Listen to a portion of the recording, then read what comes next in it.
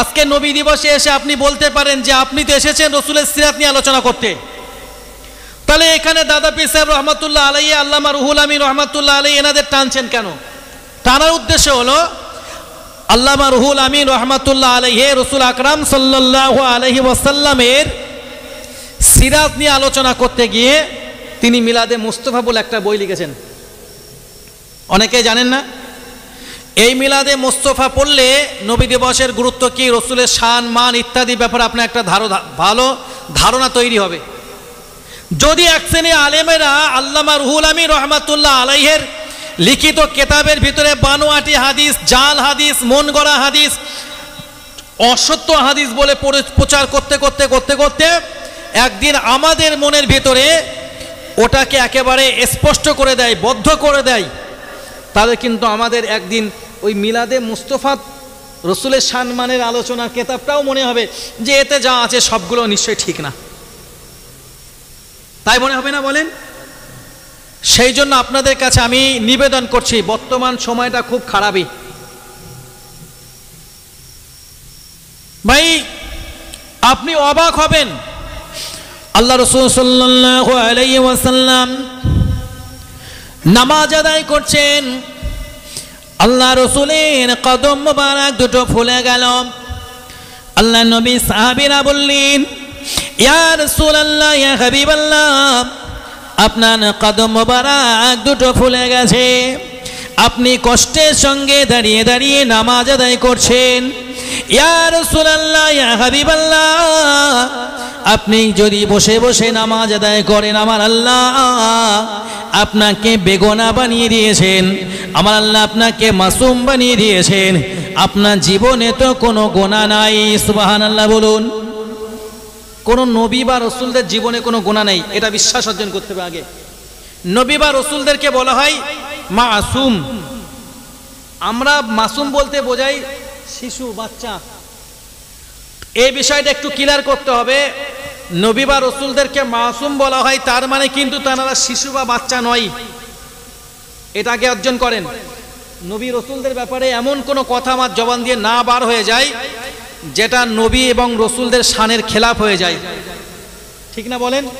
যদি নবী এবং রসুলদের শানের খেলাফ কোনো কথা বেরিয়ে যায়, বেয়াদবিমূলক কোনো কথা বেরিয়ে যায়, তাহলে আগেই কোনো চিন্তা ভাবনা না করেই সরাসরি আল্লাহর কাছে ক্ষমা চাইতে হবে। কোনো চিন্তা নেই, ভাবার কোনো অবকাশ নেই, ঠিক কিনা? তো এই জন্য এই বিষয়টা স্পষ্ট করে দিচ্ছি। পরে আপনি এখন তো বর্তমান তো পাকামির সংখ্যা অনেক বেড়ে গেছে, পাকামো করার সংখ্যা। দিন নিয়েও মানুষ পাকামো করে, নামাজ রোজা নিয়েও মানুষ পাকামো করে, ঠাট্টা বিদ্রুপটা মানুষের কাছে মুড়ি মুড়কির মতো হয়ে গেছে, ঠিক না বলেন? সেই জন্য কিছু কিছু বিষয় স্পষ্ট করে দিতে হবে। নবী বা রসুলদেরকে মাসুম বলা হয়, তার মানে নবী বা রসুল বয়সের দিক দিয়ে ছোট শিশু এরকম বোঝানো না। আমরা জানি একটা সন্তান প্রাপ্ত বয়স্কতার জায়গায় পৌঁছানোর আগে, বালেক বা বালেকা হওয়ার আগে সে মাসুম থাকে, তার দ্বারা ঘটিত কোনো বিষয় অপরাধ হিসাবে গোনা লেখা হয় না। আল্লাহ রাসূল সাল্লাল্লাহু আলাইহি ওয়াসাল্লাম হাদিস শরীফের ভিতরে জানিয়ে দিয়েছেন, قال رسول الله صلى الله عليه وسلم رفع القلم عن ثلاثة। আল্লাহ পাকে নবী বললেন, ও আমার সাহাবীরা, আমার আল্লাহ পাক আল্লাহ তাআলা তিন শ্রেণীর ব্যক্তি থেকে কলম উঠিয়ে নিয়েছেন। সুবহানাল্লাহ বলুন, একটু মহব্বতে বলুন সুবহানাল্লাহ। আল্লাহ পাকে নবী বললেন, ও আমার সাহাবীরা, আমার আল্লাহ পাক আল্লাহ তাআলা তিন শ্রেণীর ব্যক্তি থেকে কলম উঠিয়ে নিয়েছেন। এক নাম্বার হলো যে ব্যক্তিটার এখনো প্রাপ্ত বয়স্কতার জায়গায় পৌঁছায়নি, যে ব্যক্তিটা এখনো শিশু রয়েছে, যার উপরে শরিয়াতের হুকুম এখনো বর্তায়নি, ওই ব্যক্তিটা থেকে আমার আল্লাহ পাক আল্লাহ তাআলা কলম উঠিয়ে নিয়েছেন, তার কোনো গুনাহ লেখা হবে না। সুবহানাল্লাহ বলুন, একটু মহব্বতে বলুন সুবহানাল্লাহ। 2 বছরের একটা বাচ্চা যদি একটা মারাত্মক অপরাধ করে ফেলে, 5 বছরের একটা বাচ্চা যদি একটা মারাত্মক অপরাধ করে ফেলে, যে অপরাধটা আমাদের কাছে বয়স্কদের জন্য, যুবকদের জন্য ভয়ঙ্কর, এমন অপরাধ আছে যে অপরাধগুলো করলে হয়তো তার জেল জরিমানা হতে পারে, ঠিক কিনা, তাকে কঠিন প্রহার নিতে হতে পারে, কঠিন শাস্তি নিতে হতে পারে, কিন্তু একটা ছোট্ট বাচ্চা 2-4 বছর 5 বছরের বাচ্চা যদি এমন অপরাধ করে ফেলে তো তার জন্য কোনো গুনাহ লেখা হবে না।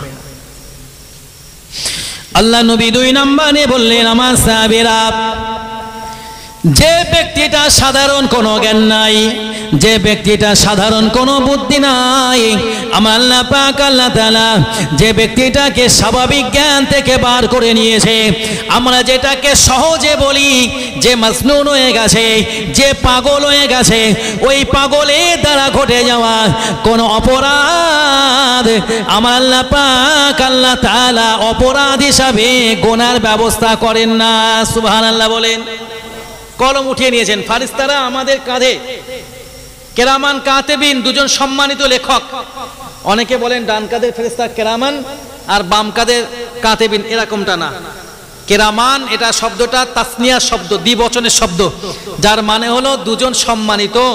কাতেবিনও এটা তাসনিয়া শব্দ, যার মানে 2জন লেখক, অর্থাৎ 2জন সম্মানিত লেখক। একজন ডান কাঁধে আছেন ভালো কাজ লেখেন, একজন বাম কাঁধে আছেন খারাপ কাজ লেখেন। ওনাদের নাম কি আল্লাহ পাক তিনিই ভালো জানেন। তো এই অপরাধ করলে যে বাম কাঁধের ফারিস্তা অপরাধটা লিখবেন, এই পাগল ব্যক্তির দ্বারা ঘটে যাওয়া কোনো অপরাধের গোনা লেখা হবে না, আল্লাহ মাফ করে দিয়েছেন। তো তা তো স্বাভাবিক কোনো জ্ঞান নেই। বৃষ্টি হচ্ছে, আমি একটা আশ্রয় নিচ্ছি, বিদ্যুৎ চমকাচ্ছে, বজ্রপাত হচ্ছে, আমি একটা ভালো জায়গাতে একটা সেফ সাইট নিচ্ছি, তার তো কোনো ব্যাপার নেই। এত গরম, বাড়িতে এসি লাগানো, ফ্যান লাগানো, মাঠে ঘাটে কাজ করলে মাঝে মাঝে হাতে মুখে পানি দেওয়া, গাছের ছায়ায় দাঁড়ানো, কিন্তু তার তো কোনো ব্যাপার নেই। ঘামছে, ভিজছে, পোশাকের উপরে পোশাক, পোশাকের উপরে পোশাক, পোশাকের উপরে পোশাক, ঠিক না বলেন? শরীর উত্তপ্ত হয়ে যাচ্ছে, গরম হয়ে যাচ্ছে, গরমের সময় প্রয়োজনে একবারের জায়গায় 2বার গোসল করছি। অসুস্থ বোধ করছি, শরীরে কোথাও দরদ হচ্ছে, ডাক্তারের কাছে যাওয়া, চিকিৎসা নেওয়া, ডাক্তার যেভাবে আমাকে প্রেসক্রিপ করলেন, ঔষধ দিলেন, বা আমাকে যে ফর্মুলা মেনটেন করতে বললেন, ওগুলো ঠিকঠাক মেনে চলছি, তার ভিতরে তো কোনো ব্যাপার নেই। আমি মাঝখানে দেখছিলাম একটা পাগল মানুষ, সে পায়ে মোজা পরে আছে, জুতো পরে আছে, তো তার পায়ের থেকে মোজা এবং জুতোটা খুলে দেওয়া হলো, দেখা গেল যে পায়ের ভিতরে পোকা গিজগিজ করছে, কিলবিল করছে পোকা। সে দিব্যি জুতো মোজায় পড়ে আছে। তো তার তো স্বাভাবিক কোনো জ্ঞান নেই, বুদ্ধি নেই। আমার আল্লাহ পাক রব্বুল আলামিন তাদের দ্বারা ঘটে যাওয়া কোনো অপরাধকে গুনাহ হিসাবে লেখেন না। 3 নাম্বার, যার সেন্স নেই, বেহুশ হয়ে আছে, তার জন্য এই বেহুশ অবস্থায়, হুশহীন অবস্থায় যদি তার দ্বারা এমন কিছু ঘটে যায় অপরাধ, সেটাকে অপরাধ হিসাবে লেখা হয় না। আপনি বলবেন যার সেন্স নেই সে অপরাধ করবে কি করে, এটা আপনার প্রশ্ন হতে পারে। কিন্তু অপরাধটা কোথায় দেখেন, নামাজ, 5 ওয়াক্ত নামাজ প্রত্যেকটা প্রাপ্তবয়স্ক এবং প্রাপ্তবয়স্কা নারী পুরুষের জন্য ফরজ, এটা ফরজে আইন, ঠিক না বলেন? তো নামাজটা আল্লাহ রাসূলকে একজন জিজ্ঞেস করলেন, আল্লাহ নবীকে জিজ্ঞেস করলেন, ইয়া রাসূলুল্লাহ, ইয়া হাবিবাল্লাহ, আইয়ুল ইসলামি খায়রুন, ইসলামের মধ্যে ভালো কাজ কোনটি? দয়ার নবী বললেন, আস-সালাতু লিওয়াক্তিহা, ইসলামের ভালো কাজ হলো সঠিক সময় নামাজ আদায় করে নেওয়া। সুবহানাল্লাহ বলুন। নামাজের সময় হয়ে গেল, তুমি তোমার কাজটাকে বন্ধ করে দাও। নামাজের সময় হয়ে গেল, তুমি তোমার দোকানে ঝাঁপ নামিয়ে দাও। নামাজের সময় হয়ে গেল, তুমি তোমার অন্য কাজ কারবার ছেড়ে দাও, মসজিদমুখী হয়ে যাও, নামাজের দিকে তুমি চলে যাও। নামাজের সময় যখন হয়ে যাবে, তুমি আর কোনো কাজ করতে যাবে না। তোমার কাছে সমস্ত কাজ অপেক্ষা নামাজের গুরুত্ব বেশি। এ ব্যাপারে কোনো ছাড় নেই, কোনো অবস্থাতে ছাড় নেই। দাঁড়ানোর ক্ষমতা নেই, বসে পড়ুন। বসার ক্ষমতা নেই, শুয়ে পড়ুন। ইশারায় পড়ুন, ক্ষমা নেই নামাজের ব্যাপারে। তবে যদি একজন ব্যক্তির সেন্স না থাকে, অচৈতন্য হয়ে যায়, কোনো চেতনা নেই, তার এই বেহুশ থাকা অবস্থায় সে আসরের ওয়াক্তে বেহুশ হলো, মাগরিবের সময় বেহুশ অবস্থায় তার পার করিয়ে চলে গেল, এই নামাজটা যে তার উপরে ছিল কাজা হয়ে গেল, এর জন্য কোনো অপরাধ তার লেখা হবে না। তো এই হাদিসটার ভিতর থেকে প্রথমে যেটা বলেছিলাম যে মাসুম ব্যক্তির জন্য ঘটে যাওয়া কোনো অপরাধকে আমার আল্লাহ গোনা হিসাবে লেখেন না, আমার আল্লাহ সেখানে কলম উঠিয়ে নিয়েছেন। তো নবী এবং রসুলদেরকে মাসুম বলার অর্থ হলো নবী একজন মাসুমের জীবনে যেন কোনো গুনাহ নেই, অপরাধ নেই, পাপ নেই। নবী এবং রসুলদের জীবনে কোনো অপরাধ নেই, কোনো গুনাহ নেই, কোনো পাপ নেই। সুবহানাল্লাহ বলুন, আর একটু মহাব্বতে সুবহানাল্লাহ বলুন। এই বিশ্বাসটা আগে অর্জন করা। কোন নবীর দ্বারা যদি এমন কিছু ঘটে যায় যে ঘটাটা দেখে আপনার মনে হতে পারে যে এটা যেন কেমন একটা, এই চিন্তাও আপনার করা যাবে না, কারণ নবী এবং রসুলদের দ্বারা যেটা আমার আল্লাহ ঘটান সেটা উম্মাতের জন্য শিক্ষা। সুবহানাল্লাহ বলেন, ঠিক না বলেন? নবী রসুলের ব্যাপারে কোনো কথা আমাদের বলা যাবে না, যেটাই ঘটেছে আল্লাহ পাক ঘটিয়েছেন, এর ভিতরে যে কল্যাণ আছে এটা আমার আল্লাহ পাক রব্বুল আলামিন তিনিই জানেন। তো নবীর ব্যাপারে একটা বিশ্বাস আমাদের, নবী কেমন? মাসুম। তারপরে নবী কষ্ট করে নামাজ আদায় করেন, আলহামদুলিল্লাহ। কিসের জন্য? আল্লাহর প্রিয় হওয়ার জন্য। আজকে এক শ্রেণীর মানুষকে আমরা দেখি নফল ইবাদত বন্দেগী করার প্রতি মানুষের অনীহা, কেউ করলেও সেটা বলে এটা করুন, এটা করে কোনো লাভই নেই। এই যে নবী দিবস করছি আমরা, এক শ্রেণীর মানুষকে আমরা দেখি ভাই এটা করো না, এর কোনো ফায়দা নেই, এর কোনো লাভ নেই, ও শুধু অর্থ খরচা করা, পয়সা খরচা করা এই। কিন্তু বিষয়টা কি তাই? আপনাদের কি মনে হয়? সেটাই তো নয়। আমার রব্বুল আলামিন আল্লাহ বলেন, কুল বিফাদিলিল্লাহি ওয়া বিরহমাতিহি ফাবিযালিকা ফালইফরাহু। আমার আল্লাহ পাক রব্বুল আলামিন বললেন, আমার নবী আপনি বলে দিন, যখন তোমরা আল্লাহ পাকের পক্ষ থেকে কোনো কল্যাণ পাবে, আল্লাহ পাকের পক্ষ থেকে যখন তোমরা কোনো রহমত পাবে, তখন তোমাদের দায়িত্ব হলো না না না না তোমরা খুশি প্রকাশ করবে। সুবহানাল্লাহ বলুন। এটা কার নির্দেশ? এটা তো আল্লাহ তাআলার নির্দেশ। যখন আল্লাহ পাকের পক্ষ থেকে তোমরা কোনো রহমত প্রাপ্ত হবে, তখন তোমাদের কাজ হলো খুশি প্রকাশ করা। সুবহানাল্লাহ বলুন। নবী আমাদের জন্য রহমত কি রহমত নয়? আমার পূর্বে হুজুর বলছিলেন, আল্লাহ পাক রব্বুল আলামিন পবিত্র কোরআনে বললেন, ওয়া মা আরসালনাকা ইল্লা রাহমাতাল লিল আলামিন। আল্লাহু আকবার বলুন। সবাই মিলে আওয়াজে আল্লাহু আকবার বলুন। আমার রব্বুল আলামিন আল্লাহ বলেন, আয় আমার নবী, আমি গোটা পৃথিবীর জন্য, গোটা মাখলুকাতের জন্য আমি আল্লাহ পাক আল্লাহ তাআলা আপনাকে রহমত স্বরূপ প্রেরণ করেছি। সুবহানাল্লাহ বলুন। একটু মহাব্বতে বলুন সুবহানাল্লাহ। নবী যদি আমার জন্য রহমত হয়ে থাকে, তাহলে নবীর কষ্টটা আমার জন্য কষ্ট, নবীর খুশিটা আমার জন্য খুশি। নবীর কষ্ট যদি আমার জন্য কষ্ট না হয়, নবীর খুশি যদি আমার জন্য খুশি না হয়, তাহলে তো আমি প্রকৃত ঈমানদার হতে পারলাম না। নাকি সম্ভব? এটা অসম্ভব। স্পষ্টত বলা হয়েছে, লা ইউমিনু আহাদুকুম হাত্তা আকুনা হাব্বা ইলাইহি মিন ওয়ালিদিহি ওয়া ওয়ালাদিহি ওয়ান নাসি আজমাইন। যত সময় না পর্যন্ত তোমরা তোমাদের সন্তান সন্ততি অপেক্ষা, পরিবার পরিজন অপেক্ষা, এমনকি তোমাদের কোনো জায়গায় তোমাদের জীবন অপেক্ষা আল্লাহ নবীকে বেশি ভালোবাসতে না পারো, তাহলে তোমরা তত সময় পর্যন্ত পূর্ণ ঈমানদার বলে গণ্য হবে না। আর আমাদের তো নামে মুসলমান হয়ে লাভ নেই, নাকি লাভ আছে? নামে মুসলমান হয়ে যদি লাভ হতো, তাহলে আমার আল্লাহ কোরআনে এ কথা বলতেন না। আল্লাহ পাক রব্বুল আলামিন পবিত্র কোরআনে বললেন, নামে মুসলমান হয়ে কোনো লাভ হবে না, নামে ঈমানদার হয়ে কোনো লাভ হবে না। ঈমান যদি তুমি আনো, তাহলে তোমাকে পরিপূর্ণ ঈমানদার হতে হবে। মুসলমান যদি তুমি হও, তোমাকে পরিপূর্ণ মুসলমান হয়ে যেতে হবে। আমার রব্বুল আলামিন বললেন, ইয়া আইয়ুহাল্লাযীনা আমানু আমিনু বিল্লাহ। হে ঈমানদার বান্দারা, আমি রব্বুল আলামিন আল্লাহ তাআলা তোমাদের জন্য ঘোষণা দিলাম, ও ঈমানদারেরা, আমি আল্লাহ তাআলা আমার ঘোষণা, তোমরা আমি আল্লাহ আমার উপরে ঈমান গ্রহণ করো, ও রাসূলিহি, আমার রাসূলের উপরে ঈমান গ্রহণ করো। সুবহানাল্লাহ বলুন, একটু মহব্বতে বলুন সুবহানাল্লাহ।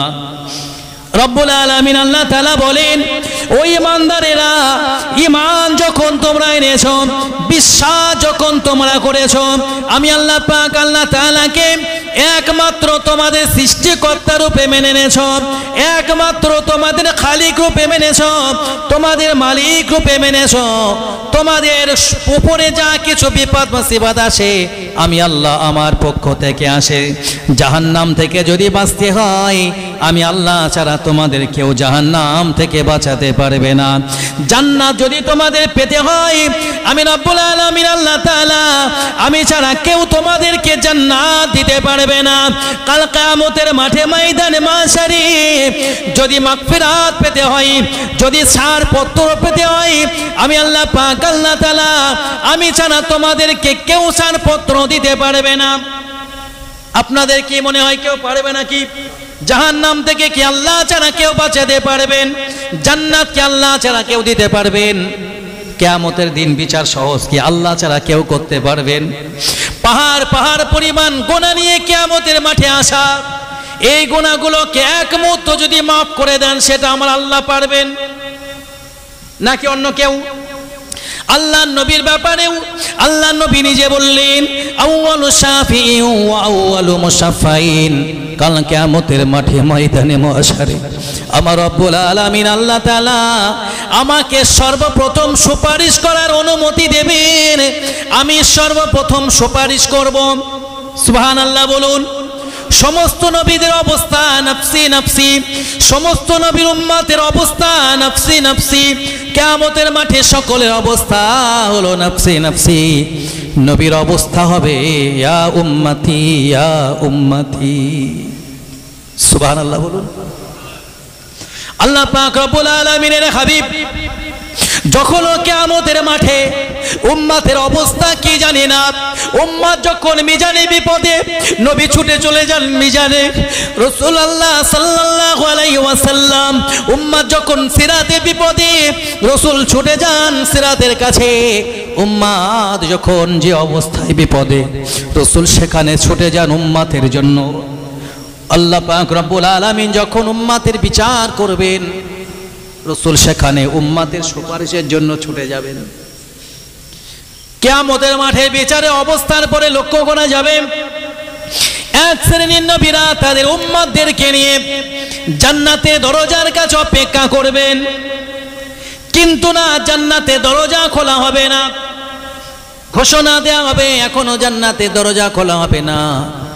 জান্নাতের দরজা যার জন্য প্রথম ওপেন করা হবে, জান্নাতের দরজা যার জন্য আগে খোলা হবে, তিনি তো এখনো কিয়ামতের মাঠে তার উম্মতের জন্য ব্যস্ত রয়েছে। সুবহানাল্লাহ বলুন, একটু মহাব্বতে বলুন। যত সময় না পর্যন্ত ওই নবী তার উম্মতদেরকে নিয়ে জান্নাতের দরজার কাছে না আসবে, তত সময় পর্যন্ত জান্নাতের দরজা ওপেন করা হবে না। আল্লাহু আকবার। যাদের ভিতরে এক বিন্দুতম ঈমান আছে, যাররা পরিমাণ ঈমান আছে, তাদেরকেও পর্যন্ত রাসূল যত সময় সুপারিশ করে আল্লাহ তাআলার পক্ষ থেকে জাহান্নাম থেকে মুক্তির ব্যবস্থা না করবেন, নবী আমার কিয়ামতের মাঠ ত্যাগ করে জান্নাতের দিকে অগ্রসর হবেন না।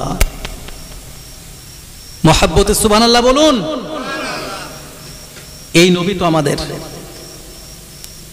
তো এই নবীর ব্যাপারে যদি কোনো খুশির সংবাদ আমাদের কাছে আসে, এই নবীর ব্যাপারে যদি কোনো দুঃখের সংবাদ আমাদের কাছে আসে, রাসূলের দুঃখে যদি আমি দুঃখিত না হই, আর রাসূলের সুখে যদি আমি সুখী না হই, খুশি না হই, আনন্দিত না হই, তাহলে আমার ঈমান টেকবে কোথায় বাবা?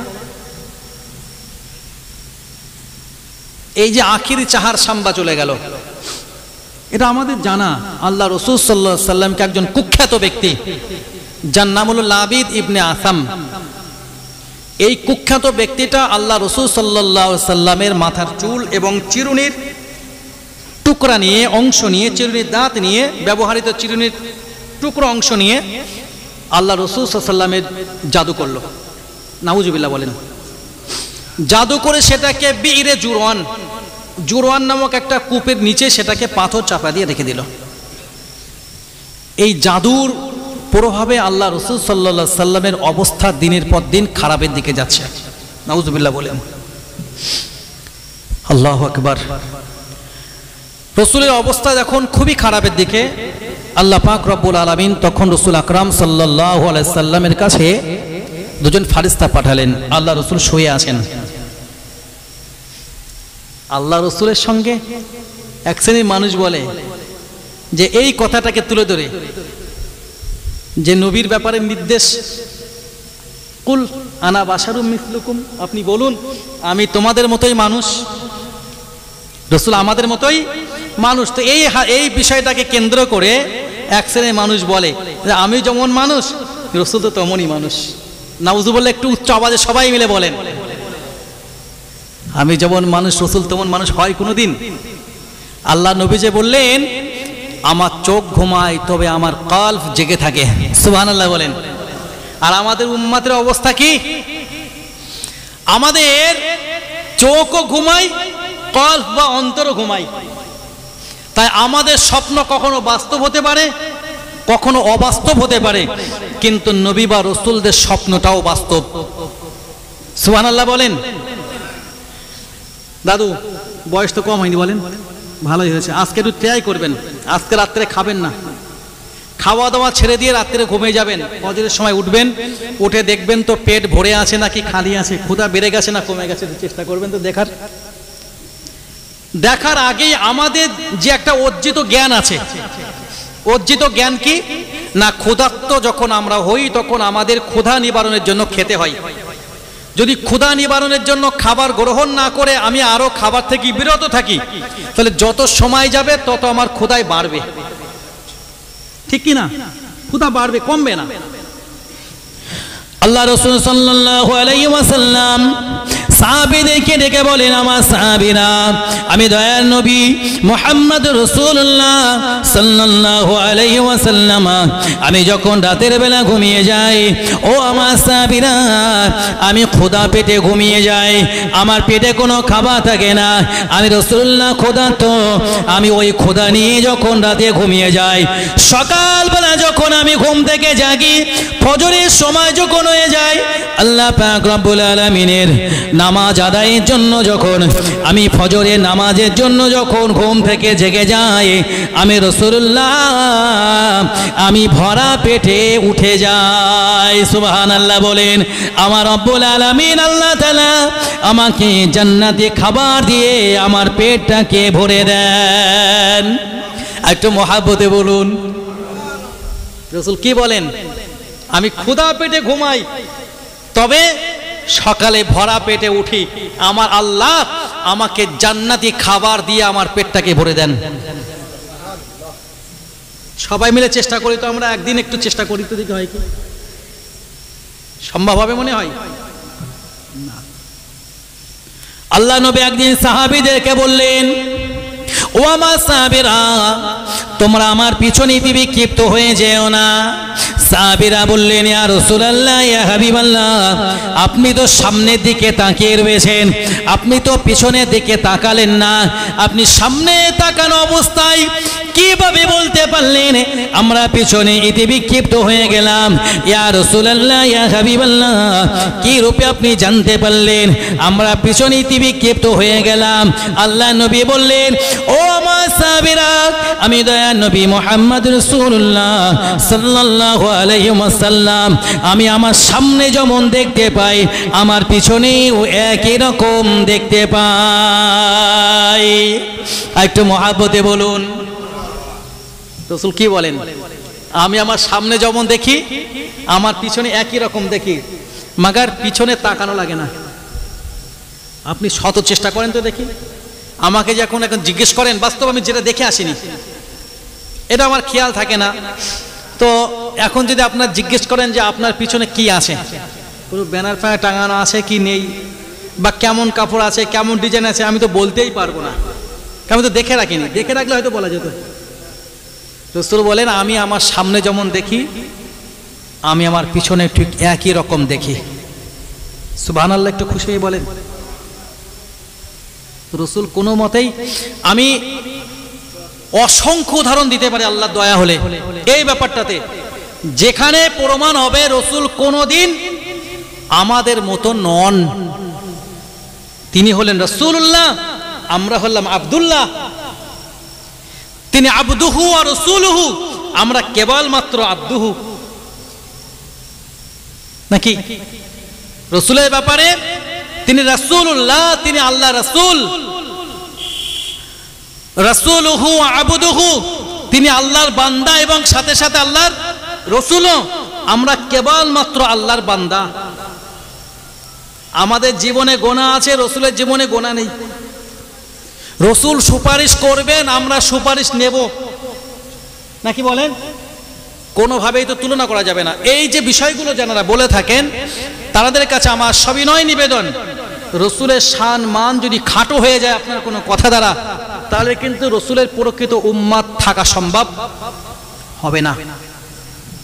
রাসূলের ব্যাপারে, নবীর ব্যাপারে, ইসলামের ব্যাপারে, কোরআনের ব্যাপারে, পরকালের ব্যাপারে, জান্নাত জাহান্নামের ব্যাপারে, তাকদীরের ব্যাপারে আমাদের জবান খুলতে হবে খুব সতর্কতার সঙ্গে। আল্লামা রুহুল আমিন রহমাতুল্লাহ আলাইহি কালিমাতুল কুফর বলে একটা বই লিখেছেন। বইটা খুব বেশি বিশেষ করে আলেমদের পড়া দরকার, ঠিক না বলেন? আলেমদের দ্বারাই কোনো আলেমকে ছোট করা নিষেধ। আল্লামা রুহুল আমিন রহমাতুল্লাহ আলাইহি একটা জায়গায় লিখেছেন, যদি কেউ বলে যে এই ওলামারাই এরাই সমাজ শেষ করে দিচ্ছে, তাহলে সে ঈমান থেকে বার হয়ে যাবে। তবে বর্তমানে এক শ্রেণীর আলেমদেরকে আমরা দেখছি তাদের এই সমস্ত বিষয়গুলোর ব্যাপারে সতর্কতা অবলম্বন করার অভ্যাস খুব কমে গেছে। মন গড়া যা খুশি তাই বলে দেওয়া, তার সত্যতাগুলো কোথায় সেগুলো বিচার না করা। আল্লাহ এমন খেয়ানাতি থেকে আমাদেরকে হেফাজত করুন, বলি সকলে আল্লাহুম্মা আমিন। আল্লাহ রাসূল সাল্লাল্লাহু আলাইহি ওয়াসাল্লামের এই জীবন আদর্শ নিয়ে আলোচনা করা তখনই সার্থকতা হবে আমাদের জন্য, যখন রাসূলের মহাব্বতটা আমাদের জীবনে দিলে মজবুত করতে পারবো।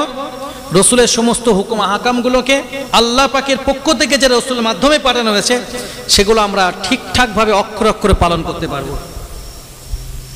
আল্লাহ রাসূল সাল্লাল্লাহু আলাইহি সাল্লাম তিনি নিজেই বললেন, এই যে আমি যেখানে শুরু করেছিলাম যে রাসূলের পরে আর কোন রাসূল দুনিয়াতে আসবেন না, এই বিশ্বাস আমাদের করতে হবে আগে।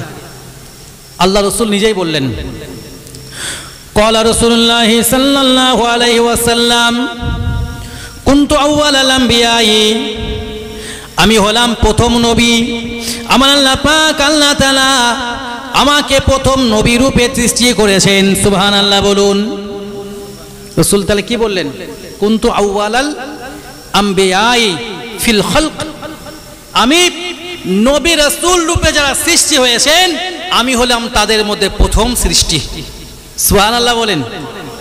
ও আখিরুহুম ফিল বা'থি, তবে নবী রূপে দুনিয়াতে আসার ব্যাপারে আমি হলাম সমস্ত নবী এবং রাসূলদের শেষ। সুবহানাল্লাহ। রাসূল বলেন আমার আল্লাহ পাক নবী রূপে, নবী হিসাবে আমাকেই সর্বপ্রথম সৃষ্টি করেছেন। তবে পৃথিবীতে নবী এবং রাসূল হিসাবে প্রেরণ করার ব্যাপারে আমার আল্লাহ আমাকে সবার শেষেই পাঠিয়েছেন। রাসূলের এই কথা দ্বারা স্পষ্টত প্রমাণ হয়ে যায় যে আল্লাহ রাসূলের পরে আর কোনো নবী বা রাসূল দুনিয়াতে আসবেন না। হযরত সাহাল ইবনে আবু সালেহ রাহমাতুল্লাহি আলাইহি তিনি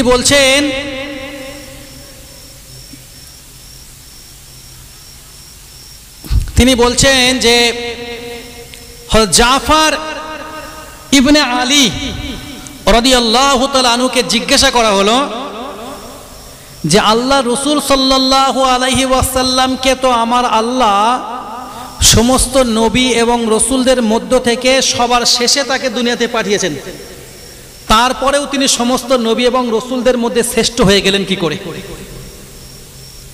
প্রশ্নটা কিন্তু খুব ছোট প্রশ্ন না, যে আল্লাহ রসুল সাল্লাল্লাহু আলাইহি সাল্লামকে তো আমার আল্লাহ সমস্ত নবী এবং রসুলদের ভিতর থেকে সবার শেষে পাঠিয়েছেন, তারপরেও তিনি সমস্ত নবী এবং রসুলদের মধ্য থেকে শ্রেষ্ঠ হয়ে গেলেন কি করে?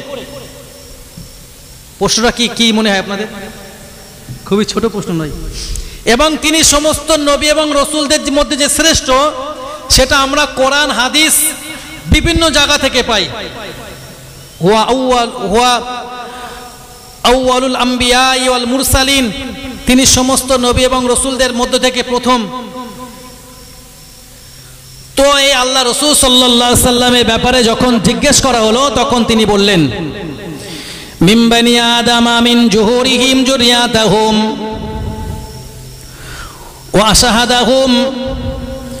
আল্লাহ পাক রব্বুল আলামিন যখন নবী আদমের পৃষ্ঠদেশ থেকে তার সন্তানদেরকে বার করলেন, আমার রব্বুল আলামিন আল্লাহ তাআলা নবী আদমের পৃষ্ঠদেশ থেকে যখন তার সন্তানদেরকে বার করলেন, আমার আল্লাহ পাক আল্লাহ তাআলা তাদের উপরে সাক্ষ্য নিলেন, না না না না, তোমাদের কাছে আমি রব্বুল আলামিন আল্লাহ তাআলা জানতে চাইছি, তোমরা আমাকে বলবে আলাস্তু বিরব্বিকুম, আমি কি তোমাদের প্রতিপালক নই, আমি কি তোমাদের রব নই? ওই সময়ে সর্বপ্রথম আল্লাহ পাক রব্বুল আলামিনকে যিনি একমাত্র রব বলে বিশ্বাস করেছিলেন, আল্লাহ পাক রব্বুল আলামিনকে সর্বপ্রথম যিনি একমাত্র সৃষ্টিকর্তা বলে স্বীকার করেছিলেন, তিনি অন্য কেউ নন, তিনি ছিলেন নবী মুহাম্মদ রাসূলুল্লাহ সাল্লাল্লাহু আলাইহি ওয়াসাল্লাম। সুবহানাল্লাহ বলুন, একটু মহব্বতে বলুন সুবহানাল্লাহ। না না না না, ওই জন্য তো লক্ষ্য করা গেল আমার রব্বুল আলামিন আল্লাহ তাআলা নবী আদমের পৃষ্ঠদেশ থেকে যখন তার সন্তানদের কাছ থেকে সাক্ষ্য নিতে চাইলেন, ওখানে ছিল সমস্ত নবীদের রূহ, সমস্ত রাসূলদের রূহ, না না না না, সমস্ত মানবের রূহ। সেখানে আমার রব্বুল আলামিন আল্লাহ তাআলা সাক্ষ্য নিতে চাইলেন, তোমরা একটাবার আমাকে বলবে আলাস্তু বিরব্বিকুম, আমি কি তোমাদের প্রতিপালক নই, আমি কি তোমাদের রব নই, আমি কি তোমাদের সৃষ্টিকর্তা নই? ওই সময়ে যে যিনি সর্বপ্রথম আমার রব্বুল আলামিন আল্লাহ পাক আল্লাহ তাআলাকে রব বলে স্বীকার করেছিলেন, সৃষ্টিকর্তা রূপে মেনে নিয়েছিলেন, তিনি হলেন নবী মুহাম্মদ রাসূলুল্লাহ সাল্লাল্লাহু আলাইহি ওয়াসাল্লাম। ওই জন্য তিনি সমস্ত নবী এবং রাসূলদের শেষে এলেও তিনি হলেন সমস্ত নবী এবং রাসূলদের মধ্য থেকে শ্রেষ্ঠ। একটু মহব্বতে সুবহানাল্লাহ বলুন। আল্লাহ পাক রব্বুল আলামিনের প্রাণ প্রিয় সাহাবা হযরত আব্দুর রহমান রাদিয়াল্লাহু তাআলা আনহু, যাকে আমরা হযরত আবু হুরায়রা রাদিয়াল্লাহু তাআলা আনহু রূপে চিনি, ওয়া আবি হুরায়রা রাদিয়াল্লাহু তাআলা আনহু ক্বালু ইয়া রাসূলুল্লাহ সাল্লাল্লাহু আলাইহি ওয়াসাল্লাম মাতা ওয়াজাবাত লাকান নবুওয়াতু।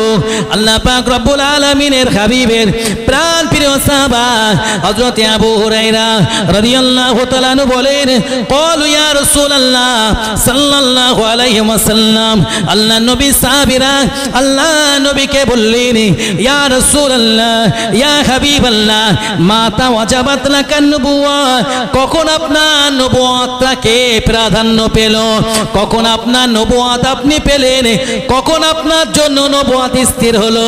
দয়ার নবী মুহাম্মদুর রাসূলুল্লাহ সাল্লাল্লাহু আলাইহি ওয়াসাল্লামকে যখন সাহাবীদের দ্বারা প্রশ্ন করা হলো, নবীর কাছে জানতে চাওয়া হলো, এর সহজ অর্থ হলো, ইয়া রাসূলুল্লাহ আপনি কখন থেকে নবী? আল্লাহ নবী বললেন, ও আদামু বাইনা রূহি ওয়াল জাসাদ, আদম যখন পর্যন্ত মাটি এবং মাটির খামির এবং তার রূহের মাঝখানে, তখন থেকে আমি আল্লাহ তাআলার কাছে নবী। সুবহানাল্লাহ বলুন। যখন আদমকে সৃষ্টি করা হলো না, তার ওই শরীরে খামির যুক্ত কাদা মাটিতে তার রূহ ফুঁকে দেয়া হলো না, তার পূর্বেই তো আমি আল্লাহ পাকের কাছে নবী। সুবহানাল্লাহ বলুন। একটু মহব্বতে বলুন সুবহানাল্লাহ।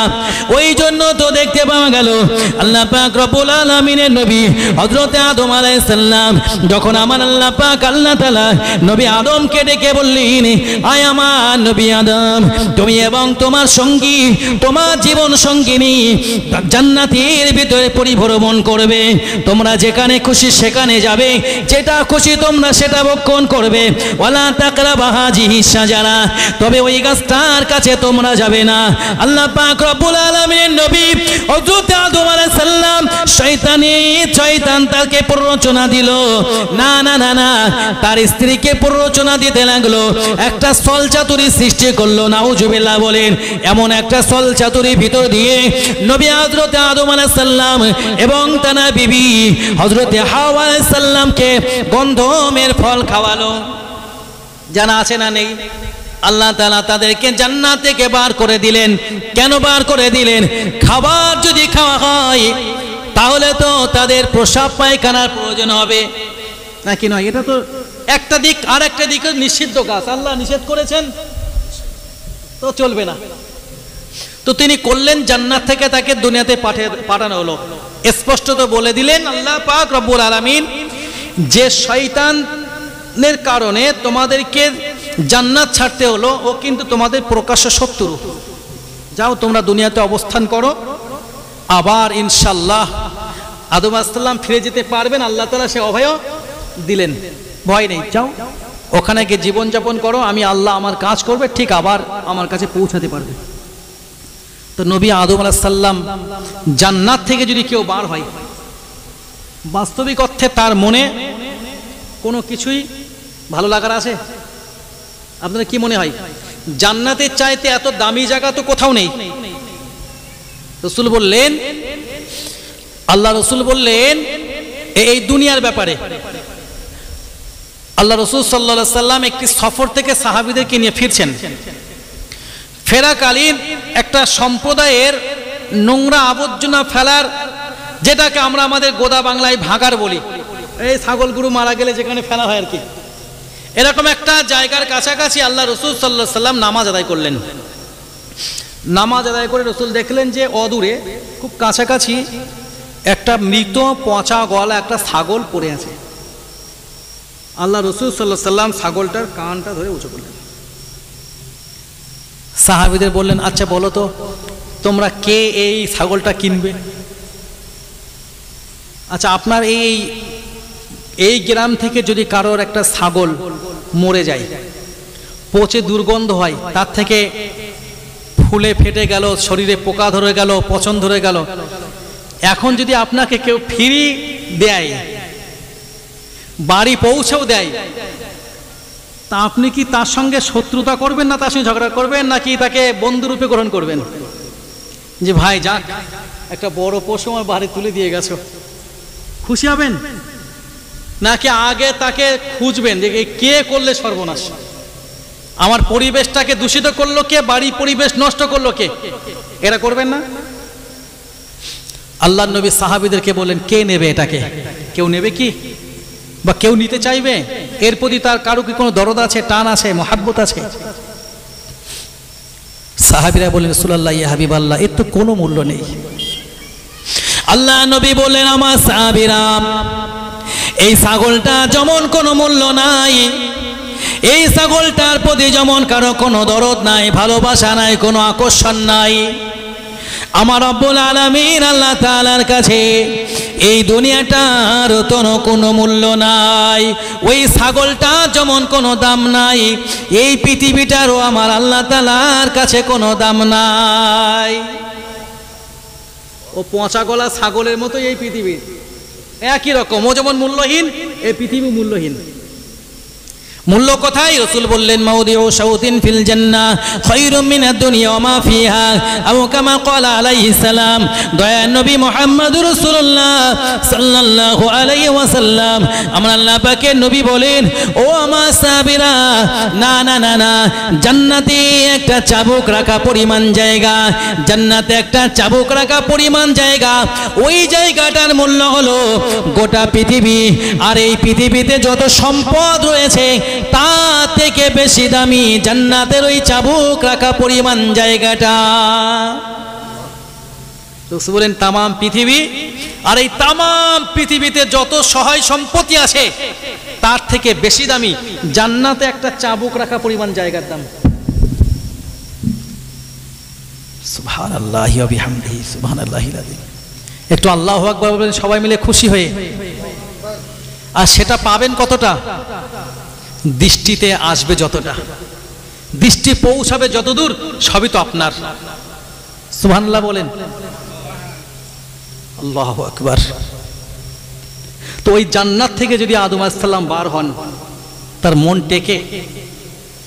আল্লাহ নবী হযরত আদম আলাইহিস সালাম রবের কাছে বারবার বারবার বারবার ক্ষমা চান, আর মুখে শুধু এই কথাটি, রব্বানা যালামনা আনফুসানা ওয়া ইল্লাম তাগফির লানা ওয়া তারহামনা লানাকুনান্না মিনাল খাসিরিন।